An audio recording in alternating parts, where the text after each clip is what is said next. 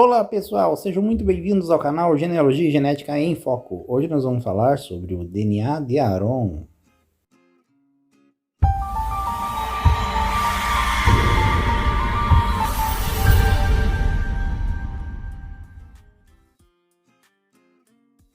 No tema de hoje, irei tratar sobre a figura histórica de Aaron, dentro de três pilares: o histórico, o genético e o genealógico.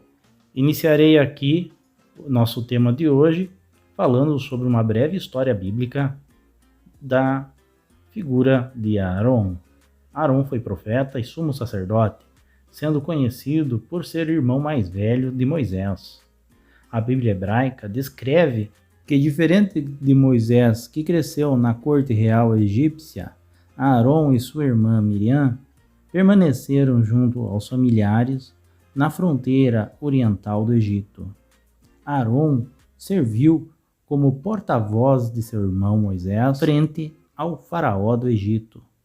Primeiro sumo sacerdote instituído por Deus, ele tem como parte a figura de ser o primeiro de uma linhagem, filho mais velho de Arã e de sua esposa Joquebed. Aaron era levita, descendente da tribo de Levi. Foi ele a terceira geração depois de Levi, conforme o livro de Êxodo e Crônicas. Este foi o contexto histórico e genealógico da vida de Aaron, em relação à sua família, a seus pais e a sua origem. Agora vamos dar continuidade. A tradição judaica, baseada na Torá, cita que todos os Coanim são descendentes diretos de Aaron, passado por linhagem patrilinear, ou seja, passado de pai para filho, sem interrupção. Isso nas últimas 100 gerações, ou 3.300 anos. Este conceito, ele está totalmente de acordo com o nosso estudo do YDNA. Eu já fiz vários vídeos aqui sobre YDNA, sobre haplogrupo paterno, sobre como ele é transmitido na linhagem reta, patrilinear, ininterrupta por centenas de milhares de anos. Hoje nós vamos analisar, ou melhor, descrever os estudos genéticos e históricos relacionados à linhagem patrilinear de Aaron. Há muito se fala no campo da genética sobre o DNA de Aaron. Desde o início do século XXI, muitos trabalhos referentes ao DNA Cohen vêm sendo realizados. Muito se falou também sobre o DNA de Aaron dentro de uma perspectiva do modal Cohen. Hoje vou falar então com vocês sobre o DNA de Aaron, o modal Cohen e as demais análises sobre o DNA Coanim. No estudo da genética, se fala sobre DNA Cohen em relação ao haplogrupo J1, mais especificamente o J1P58. Porém, a ciência vem demonstrando nos últimos anos outros grupos relacionados a Coanim e que também pertencem a uma variedade de haplogrupos. Contudo, todos estes se apresentam em DNA relacionado ao Oriente, ou seja, haplotipos paternos relacionados ao Oriente, a região ali próxima ao Oriente Médio e com fundadores no Oriente Médio, que é o caso do J2, o R1BV88, o R1BZ2103, o T e assim por diante. O YDNA de Aaron é o nome dado a partir do estudo do cromossomo Y, que liga por linha patrilinear descendentes de Aaron. Alguns estudos genéticos iniciais foram vistos como possivelmente apoiadores da narrativa bíblica tradicional. Alguns pesquisadores argumentam que a evidência genética refuta a ideia de um único fundador para os judeus Kohanim, que viveu nos tempos da Bíblia. Entretanto, estudos recentes fornecem mais suporte para um modelo de descendência de um ancestral em comum, que viveu no período do Primeiro Templo, demonstrando que os Kohanim de diferentes comunidades judaicas formam um grupo homogêneo que é específico para os judeus Cohen. A pesquisa científica original se baseou na hipótese de que a maioria dos atuais Kohanim estariam dentro do haplótipo modal Cohen, sendo este o cromossomo YJ1M267, mais especificamente o haplogrupo JP58. Estudos subsequentes também demonstram que outros Kohanim partilham de uma ancestralidade diferente, como por exemplo o J2A ou JM410.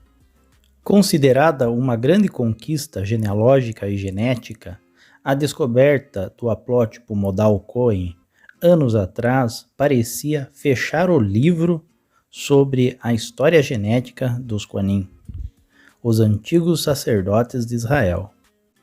Porém, foi encontrado dentro do projeto DNA Judeu R1b da FTDNA, a qual todos os membros são analisados para a linhagem judaica paterna confirmada.